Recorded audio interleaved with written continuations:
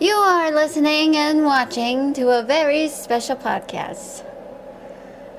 Tis, tis to me. I have never been felt so much procrastinating. If I said that word wrong, I would have been in big trouble.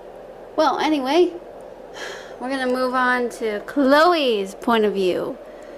This is where she meets, of course, someone very spectacular, a tragic soul within the depths of the darkness within. The one who was once the brightest as the moon. The jealous moon. Okay, let's just get on with it, shall we? Let's. Here we go. Chloe found herself in the ruins of some sort of apocalypse-looking city. This is the apocalypse? Damn. What a great hell to go through, she said to herself. She noticed there was a lot of infestations and monsters. Monsters with crab-like legs, and they were huge, these creatures. They had claws, appendages, and something even more inhuman. Chloe couldn't believe it. What kind of monsters are these? That's crazy. So she managed to use her disguise and her dark powers against the monsters. And also the infestations. But there were too many of these infestations who were rounding around Chloe. Chloe managed to get away. She ran with top speed. Then she managed to hide in some alley where the infestations lost her. Despite their savages and their scents, good thing nobody could smell Chloe's scent. Chloe sighed with relief. I'm safe, she thought to herself. Or so she thought. Then she felt someone clasp a hand over her mouth and pulled her in. She muffled and kicked and tried to scream, but all she could hear in her ear was, "Quiet, human," he said. "You shut up. Don't make any other sound or we'll die." Once he broke his hand away, Chloe gasped.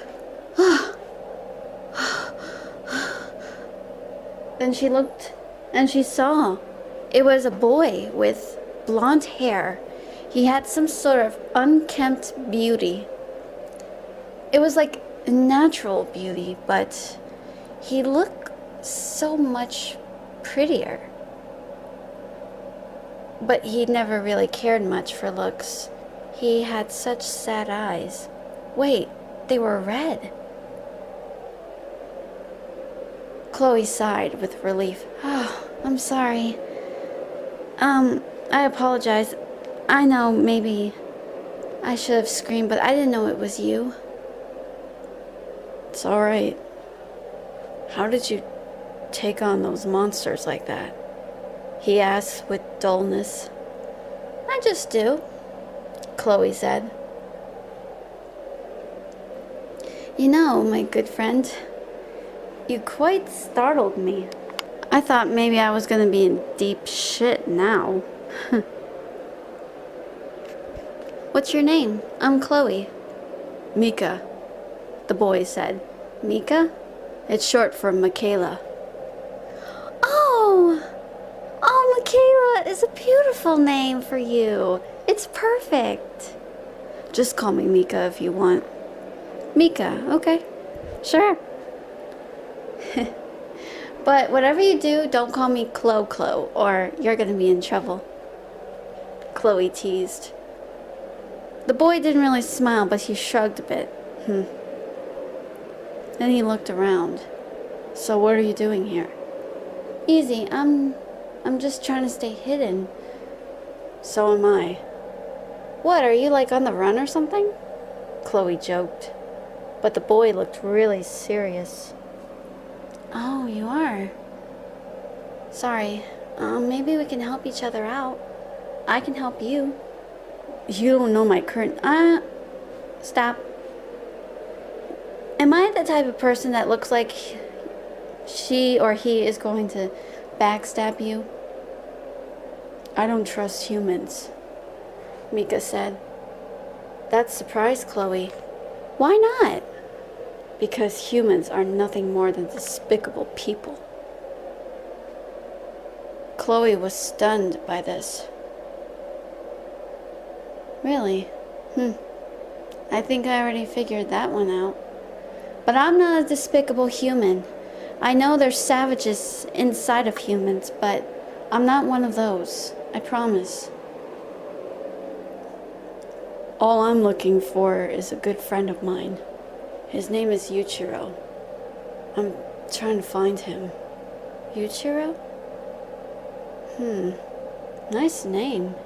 Yeah, but we call him you. You? Like, as in you? Yes, Mika said. And why do you have to tease me about it? I'm not. Like, how do you even spell it? Is it like Y-O-U? No, it's complicated. Sorry. All right, but it just sounds weird to me. Just to give you the heads up. Chloe remarked, Look, what makes you think I can help you? Well, you want to stay safe? I want to stay safe too. We can help each other. You stay with me. I promise you, I'm not going to let you die. And I will keep you safe and sound until possibly my dying day has come, Chloe said. Those words made her shudder a bit. She never wanted to think about dying. She only wanted to think about his living. But if it all came down to it, maybe the thought of it would make her suicidal. She had faced death before, and she survived from it. She never cheated off it. She just survived. And she never even tried to flirt with death to begin with. But if it all came down to it, she was gonna maybe risk her life on saving this boy. So the boy said, all right. However, he began to cough a bit. And then he said, what's the matter? Chloe asked. I'm thirsty. Thirsty? Like water? I don't know if there... No. I mean, I'm really thirsty. Help me. Mika panted. It was then Chloe noticed something. Something that shocked her. His teeth. He had incisors. Sharp ones. In his mouth.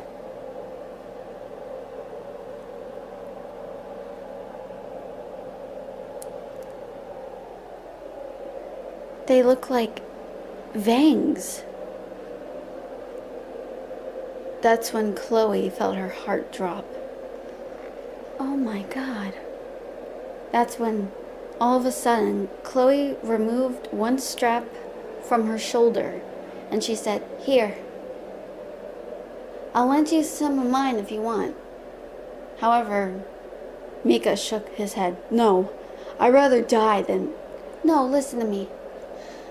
You can live for me, for anyone that you care precious for. I want you to be happy. Please. You can drink some of my blood. I don't mind. I really, really don't mind. This made poor Mika wanted to burst into tears. He gritted his teeth, as well as his fangs together. I can't do it, he said. Please. Isn't there anyone special you care about? That made Mika blush. Yes, you. I want to see him. Okay. I'll keep you safe so we can see him together. But you have to drink my blood for him. When you drink my blood, think about him. and what he would do in this situation. That's when Mika was trembling in fear. And all of a sudden, he grabbed Chloe by the neck and he put his fangs into Chloe's throat. Chloe gasped. She let out a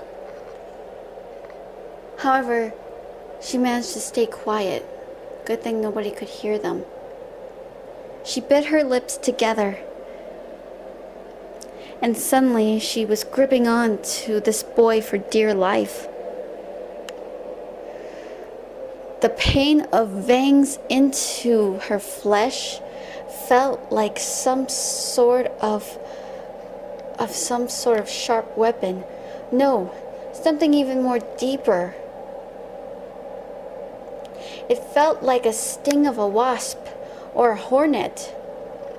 But picture it with acid, melting acid into your flesh. Maybe something more like something agonizing. Like maybe sulfur in her wounds. Like hellfire. No, not hellfire, maybe sulfur. Like an iron burnt against skin. That's when Mika broke away. The pain was over.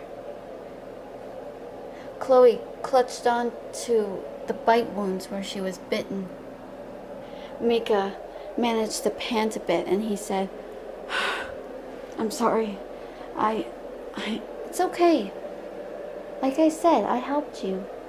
You can trust me. I don't know if I can. Look, you want to see you? I'll help you get to him, I promise. You know why? Because I have a feeling this friend of yours, he's with my friend too. And also the rest of the Shinoa squad.